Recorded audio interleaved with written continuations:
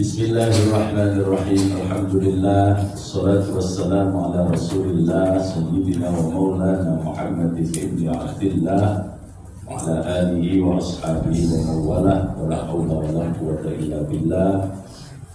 Amma ba'd. Anak-anak sekalian, kita lanjutkan pelajaran kita yang kelas 12. Disimak, dicatat, karena kalian tidak pegang kitab.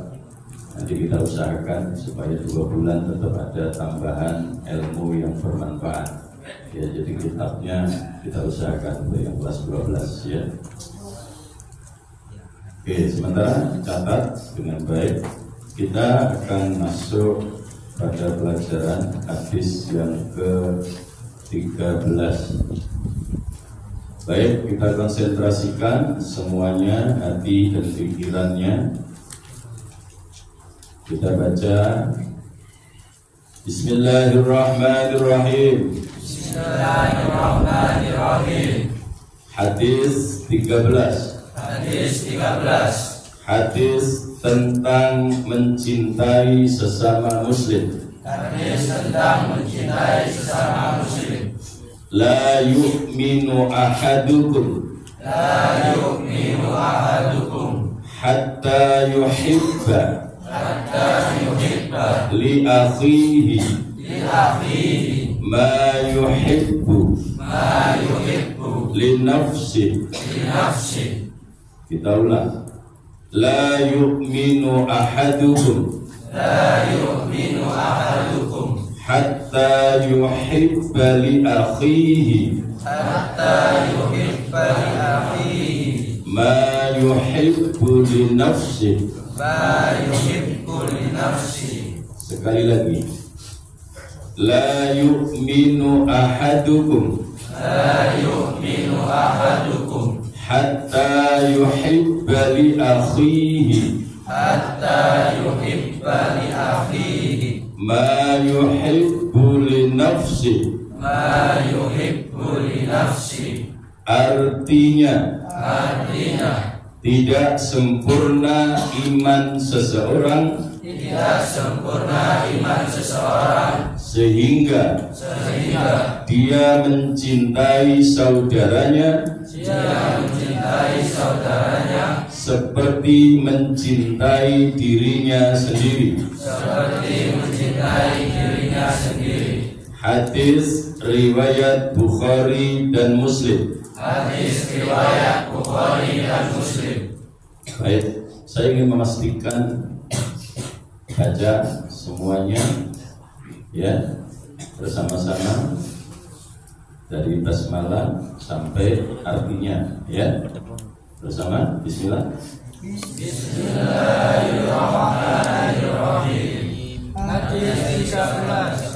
Hadis tentang mencintai sesama muslim. La yu'minu ahadukum hatta yuhibba li akhihi ma yuhibbu li nafsihi. Artinya, tidak sempurna iman seseorang sehingga dia mencintai saudaranya seperti mencintai dirinya sendiri. Hadis riwayat Bukhari dan Muslim. Baik, saya seringkali sampaikan hadis yang kita pelajari ini sudah sedemikian rupa saya pilihkan yang pendek-pendek supaya mudah dipelajari dan mudah dihafalkan sekaligus ringan untuk diamalkan. Jangan hanya sekedar tahu, tapi sebisa mungkin hafal. Tidak berhenti hanya sampai dihafal, tapi usahakan bisa diamalkan. Baik anak-anak sekalian, catat baik-baik. Hadis ini menerangkan tentang cinta seorang muslim kepada sesama saudara muslimnya. Jadi hadis ini menerangkan tentang cinta seorang muslim kepada sesama muslimnya sebagai salah satu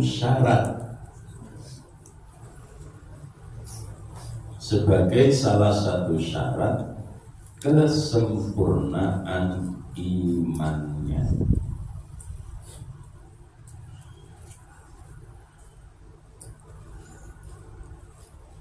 Dalam tataran praktis, hadis ini gampang.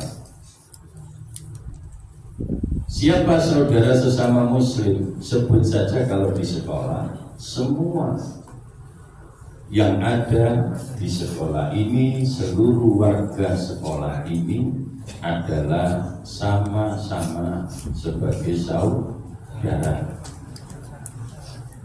Karena semuanya muslim, sehingga mencintai sesama saudara yang dalam arti sesama muslimnya itu adalah sebuah keharusan. Makanya saya paling prihatin kalau ada di antara kalian masih suka berkelahi dengan sesama muslimnya. Makanya sering kali juga saya nasihatkan ke kalian, tidak usah sok jagoan, tersinggung titik kapok, tersinggung titik antem. Itu bukan watak orang yang beriman. Ya, itu bukan watak, bukan perilaku orang yang beriman. Saya sering kali bilang seperti itu, jangan usah sok jagoan. Kita itu siapa sih? Kita itu hanya manusia. Manusia itu tidak punya kekuatan apa-apa. Dan setiap kali kita berpikir, setiap kali kita beristighotsah, kita selalu ucapkan kalimat itu, la haula wala quwwata illa billah. Manusia itu tidak punya kekuatan kalau tidak diberi oleh Allah Subhanahu wa ta'ala. Orang yang diberi kekuatan oleh Allah Subhanahu wa ta'ala itu pun tidak akan pernah langgeng selamanya. Kamu bisa simak baik lewat pemberitaan media maupun fakta di lapangan. Sebut saja juara tinju internasional siapapun dia, pukulannya mematikan. Ya, ujung-ujungnya apa? Bukan sekedar mati, kekuatannya hilang saat sudah tua. Ya, siapa yang bisa mempertahankan kekuatan? Tidak ada, karena memang kekuatan itu bukan milik kita, milik Allah. Ya, kekuatan itu bukan milik kita, milik Allah. Daya yang kita punya itu bukan milik kita, itu milik Allah. Makanya saya bilang berkali-kali, tidak usah aneh, tidak usah sok-sokan, tidak usah sok jagoan. Makanya kebiasaan-kebiasaan negatif di luar jangan dibawa masuk ke sekolah. Bahkan yang di luar yang negatif itu juga harus dibuang jauh-jauh. Banyak kebiasaan membuli temannya, hentikan. Mosok kontekun bully kancamu dhewe padha karo bully awake dhewe. Ya. Jadi saya bilang berkali-kali tidak usah sok-sokan, ojo tumeh anak cilik terus mbok gawe dulinan. Ya anjen cilik. Tapi kan cilik itu duduk karepe anak kan. Ya. Itu kan kodenya Allah. Anak yang karepe kepengin gede nek perlu dhuwur timbangane Arya. Ya ta enggak? Iya. Anak yang kepengin luwih dhuwur timbang Arya. Tapi Allah menghendaki seperti itu. Ya tidak apa-apa, itulah yang terbaik bagi anak menurut Allah. Nah, keyakinan seperti ini harus kita punya. Ya, harus kita punya. Ini yang harus kita bangun di dalam mental kepribadian kita supaya kita tidak sok jagoan, tidak sok kaya, tidak sok hebat. Apanya yang hebat? Semua yang dimiliki oleh manusia hakikatnya bukan milik manusia itu, tetapi semata-mata pemberian anugerah dari Allah Subhanahu wa Ta'ala yang tidak boleh disalahgunakan untuk sok-sokan, tapi harus digunakan untuk mewujudkan syukurnya kepada Allah melalui kebaikan-kebaikan yang kita bangun di hadapan siapapun. Ya, nah, ini sangat-sangat penting untuk bekal kalian kelas 3 terutama, karena kalian sebentar lagi akan lulus. Tak dengan lulus kabeh. Ya, pokok kamu gak neko-neko, insya Allah lulus. Nanti setelah lulus kamu akan berhidup bersama masyarakat yang tentu lebih dewasa daripada kalian hidup bermasyarakat di sekolah.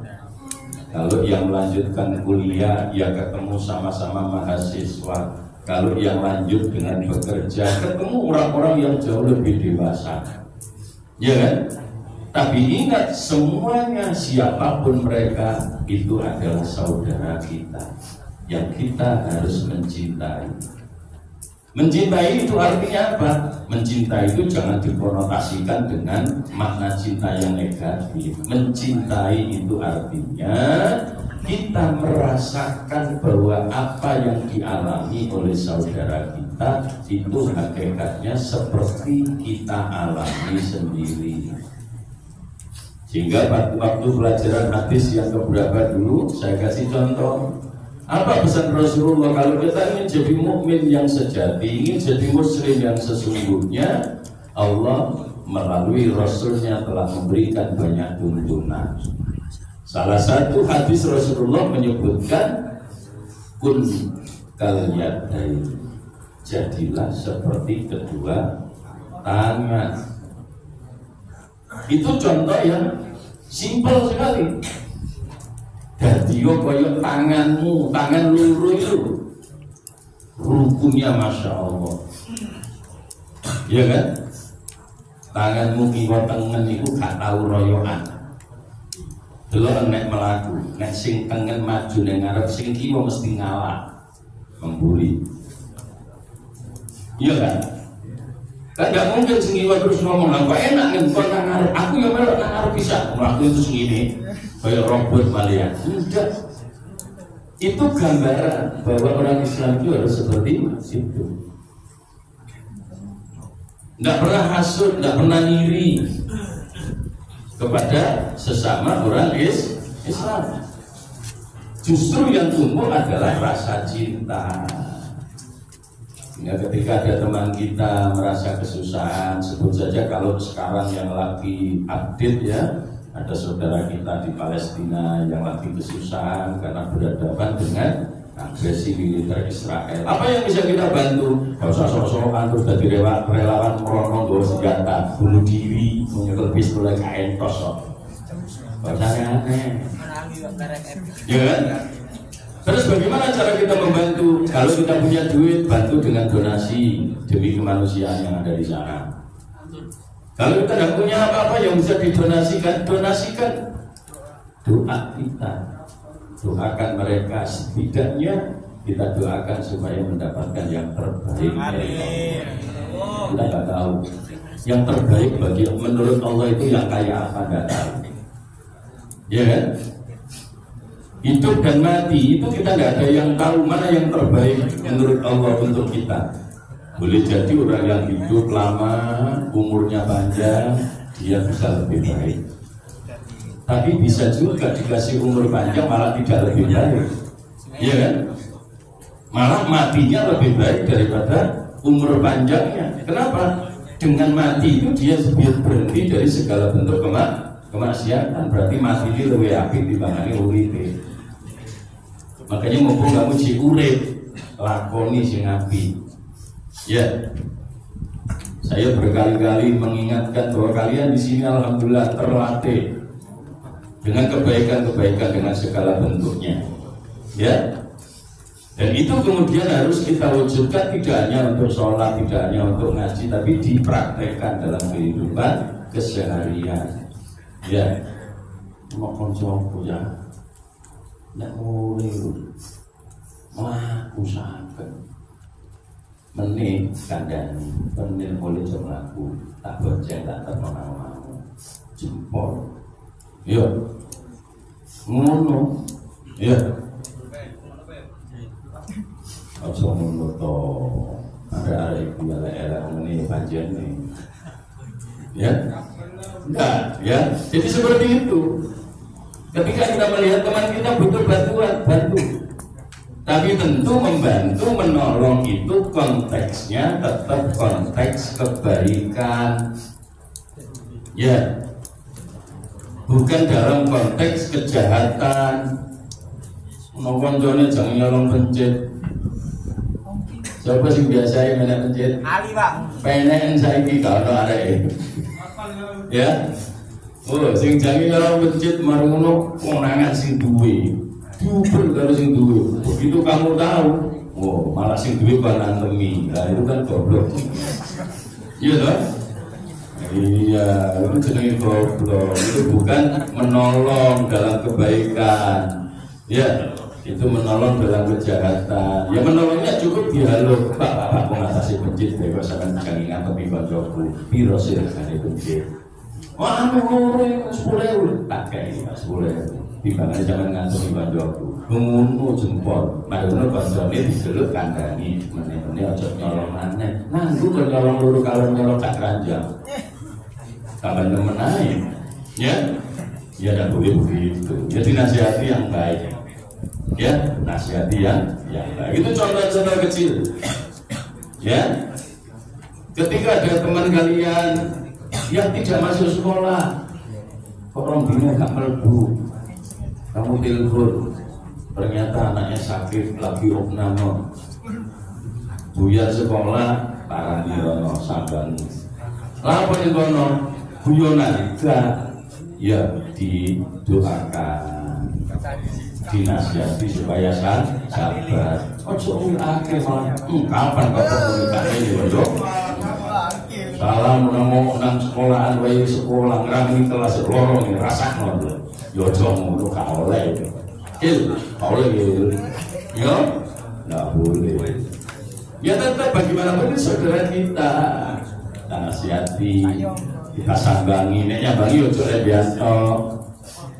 Yo mbok dikalahno roti bolan kan. Coba ngomong gilaan mau, kok medit tuh aja nih. Ojo ngono, kalahno anggur-anggur merah. Iya. Ya, macam-macam lah caranya ya. Macam-macam caranya. Jadi menunjukkan kecintaan sesama saudara, sesama muslim, itu banyak cara yang bisa kita tumbuhkan. Ya. Kalau kamu selalu bisa menjaga ini, kamu cintai saudara kamu seperti mencintai dirinya sendiri, maka kalian akan berangsur-angsur menjadi mukmin yang sempurna. Ya, menjadi mukmin yang sempurna. Bagaimana Pak mencintai itu? Ya seperti Rasulullah pernah bilang, orang mukmin dengan sesama mukmin itu kal jasadil wahid, seperti jasad satu. Sampai delok awak sampean, situ anggotanya banyak, anak beripat, anak kuping, anak irung, anak lambi, anak tangan, anak sikil. Ya, ketika salah satu anggota tubuh kita sakit, yang lain tentu ikut merasa sakit. Ya, sing loro apa nih? Sing loro sirai ngeluh, sikile lho elok rumoso ngeluh malah dijak mlaku gak gelem sikile. Iya lah, ngeluh soalnya gak gelem. Ayo Kil, mlaku Kil. Ojo sakno dulurku yo ngeluh. Endi sirah. Kan begitu kan? Seperti itu gambarannya. Kal jasadil wahid, seperti jasad satu. Makanya kemudian kenapa di dalam Islam itu tidak boleh saling mencaci maki, ya kan? Tidak boleh saling menghina, tidak boleh saling memfitnah. dan tidak boleh banyak sekali. Jangankan itu semua, untuk berprasangka jelek saja tidak boleh. Ya, wes ini renungkan dengan baik. Ya, saya katakan tadi lebih-lebih kelas 12 karena kalian sebentar lagi akan masuk ke dunia yang lebih dewasa. Ya, yang kelas 10, yang kelas 11 ya sama, tetap jalan.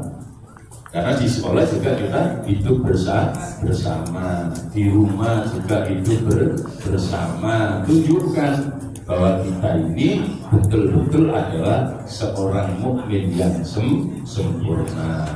Ya, itu yang diajarkan oleh Rasulullah lewat hadis yang pertama ini. Baik, anak-anak coba diulang. Baca sekali lagi bersama-sama, jangan ada yang tidak membaca. Ni'am. Ayo dibaca bersama-sama. Abi. Ya, Abi, kaguyonan baik. Yuk baca bersama-sama. Bismillah.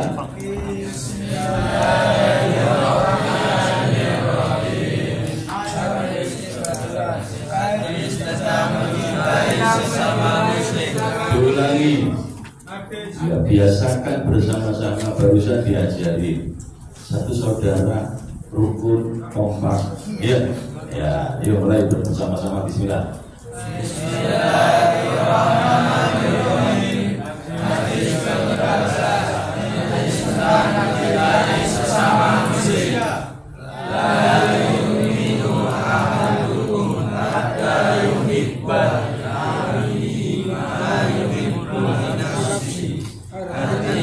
Tidak sempurna iman seseorang sehingga dia mencintai saudaranya seperti mencintai dirinya sendiri. Hadis riwayat Bukhari dan Muslim. Coba satu dibaca, ya, Rakil, baca fil, ya, baca fil, ya, berdiri fil, iya biar kelihatan. Tunjukkan wajahmu. Ya, berdiri, ya, bismillah. Biar kelihatan dong. Bismillah, yang keras. Bismillahirrahmanirrahim. Hadis 13. Hadis pendek tentang mencintai sesama muslim. La yu'minu ahadukum hatta yuhibba yahima yuhibba li nafsi ma yuhibbu li nafsi. Artinya tidak sempurna iman seseorang sehingga dia mencintai saudaranya seperti mencintai dirinya sendiri. Hadis riwayat Bukhari nomor 13 dan Muslim nomor 45. Ya, konsentrasi ketoron diulang. Makanya nggak sama kan cara bacanya. Iya, konsentrasi supaya semuanya bisa, ya. Tidak sekedar bisa membaca, tapi betul-betul bisa memahami. Satu hadis yang kita pelajari hari ini, kalau anak-anak diaplikasikan dalam kehidupan keseharian, fakta yang ada di lapangan, kalau selama ini banyak kekurangan, banyak kesalahan, kita mulai hari ini memperbaiki dengan sebaik-baiknya, ya. Apalagi kita sudah pergantian tahun ini harus lebih baik dari tahun kemarin, ya. Baik, itu anak-anak sekalian, pelajaran kita hari ini mudah-mudahan bermanfaat, ya, mudah-mudahan berguna. Kita akhiri dengan Al-Fatihah.